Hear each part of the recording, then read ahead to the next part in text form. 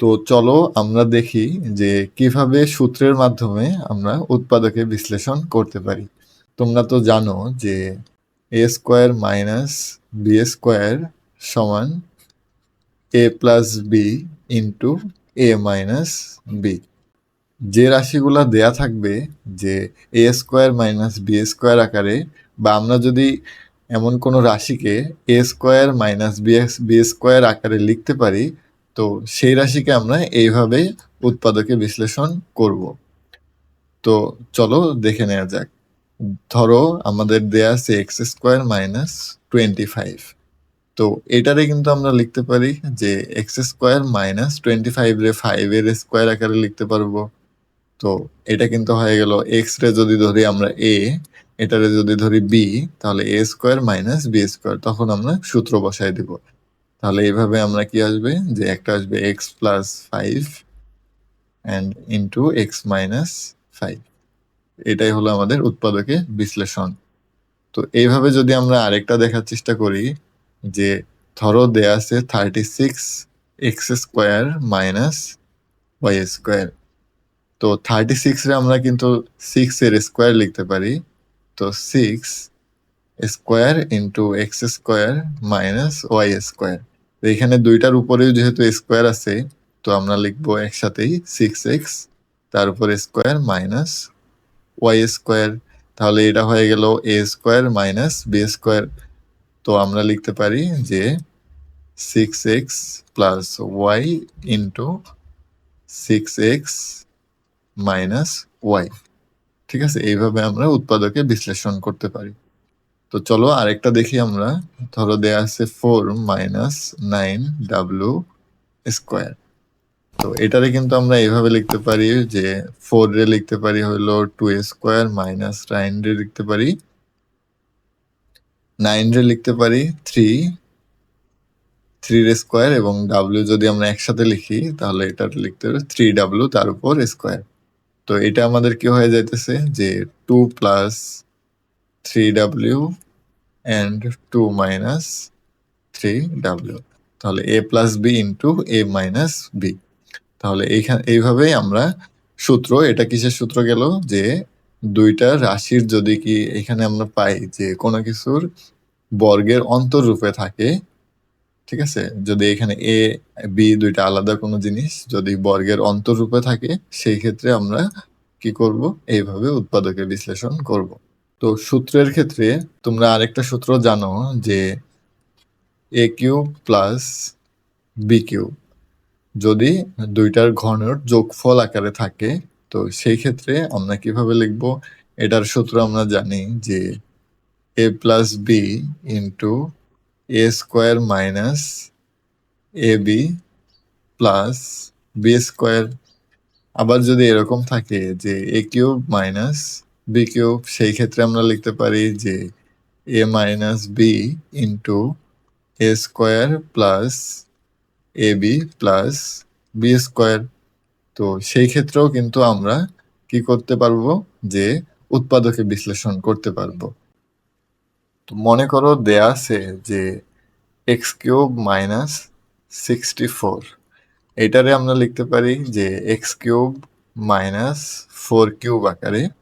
তো সেই ক্ষেত্রে যেটা হবে যে এ কিউব মাইনাস বি কিউব, তো এটার সূত্র আমরা বসাবো। তাহলে প্রথমে হবে এ মাইনাস বি, এখানে এ হলো এক্স, বি হলো 4, এ মাইনাস বি ইন্টু এ স্কোয়ার। এ স্কোয়ার মানে কি x square plus A B, তাহলে 4 ইন্টু এক্স তার মানে হবে 4x প্লাস বি স্কোয়ার মানে 4 স্কোয়ার হলো 16। এটাই হবে আমাদের উৎপাদকের বিশ্লেষণ। তো আরেকভাবে থাকতে পারে যে 8x কিউব প্লাস 27। তো এটারে কিন্তু আমরা লিখতে পারি যে 2x তার কিউব প্লাস 27 রে 3 কিউব আকারে লিখতে পারি। তো সেই ক্ষেত্রে এ কিউব প্লাস বি কিউবের সূত্র হলো এ প্লাস বি, তার মানে হবে 2x প্লাস 3 ইন্টু এ স্কোয়ার। এ স্কোয়ার মানে 2x স্কোয়ার, তাহলে 2x রে স্কোয়ার করলে আমরা পাবো 4x square minus AB, AB মানে 3 ইন্টু 2x, তাহলে হবে 12x প্লাস বি স্কোয়ার মানে 3 স্কোয়ার, 3 স্কোয়ার মানে আমরা লিখতে পারি 9। তাহলে এটাই হলো আমাদের উৎপাদকে বিশ্লেষণ। তোমরা আরেকটা জিনিস জানো যে A plus B whole square এটা সমান হলো যে A square plus 2ab plus B square.